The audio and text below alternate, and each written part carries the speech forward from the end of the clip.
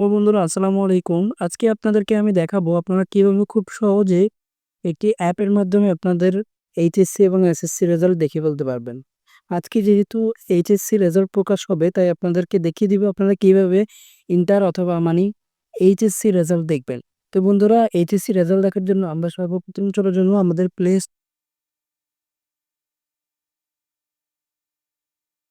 স্টোরে সার্চ করব result app. Result app SSC HSC 2025 এটাতে ক্লিক করব।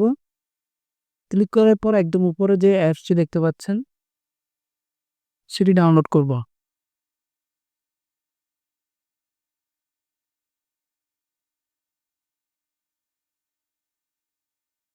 তো ডাউনলোড করার পর ওপেন দিব।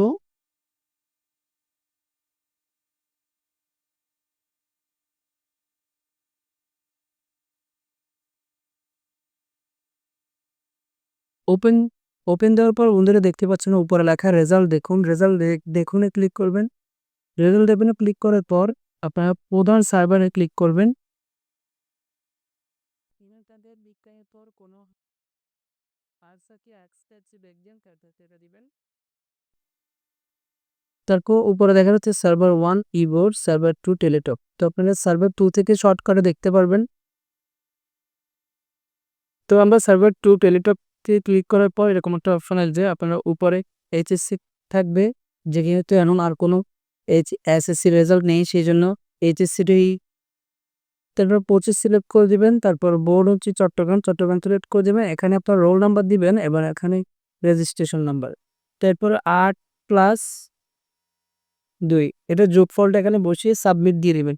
সাবমিট দেওয়ার পর আপনাদের রেজাল্ট শো করবে এবং সেখান থেকে চাইলে আপনারা পিডিএফ ফাইলটাও ডাউনলোড করে আপনাদের ফাইলে রাখতে পারবেন। এই যে হচ্ছে সার্ভার দিয়ে টেলিটকের রেজাল্ট দেখা নিয়ে আপনারা চাইলে অন্য পদ্ধতিতেও রেজাল্ট দেখতে পারবেন। সেটা হচ্ছে আপনার সার্ভার 1 ইবোর্ডে ক্লিক করেও দেখতে পারবেন। ইবোর্ডে ক্লিক করে এখানে আপনার বোর্ডের নাম, তারপর তো এখানে পরীক্ষার সন এইচএসসি দিলাম, তারপর সন দিলাম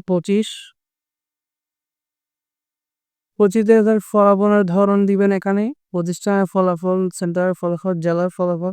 এখানে আপনার জেলার ফলাফল দিয়ে দেবেন অথবা বোর্ডের ফলাফলের বিশ্লেষণ দিয়ে দিবেন, মানে চট্টগ্রামের। এখান থেকে আপনি একদম বিস্তারিতভাবে পেয়ে যাবেন। তবে এখানে রোল নাম্বার দিবেন এবং এখানে রেজিস্ট্রেশন নাম্বার দিয়ে এখানে একটা ক্যাপচা দেখতে পাচ্ছেন 7013, এই ক্যাপচাটা এখানে দিবেন। এখানে দেওয়ার পর ফলাফল দেখুন ক্লিক করলেই আপনার রেজাল্ট সাথে সাথে চলে আসবে। তো বন্ধুরা এভাবে আপনারা আজকের রেজাল্ট দেখে নিতে পারবেন। ধন্যবাদ।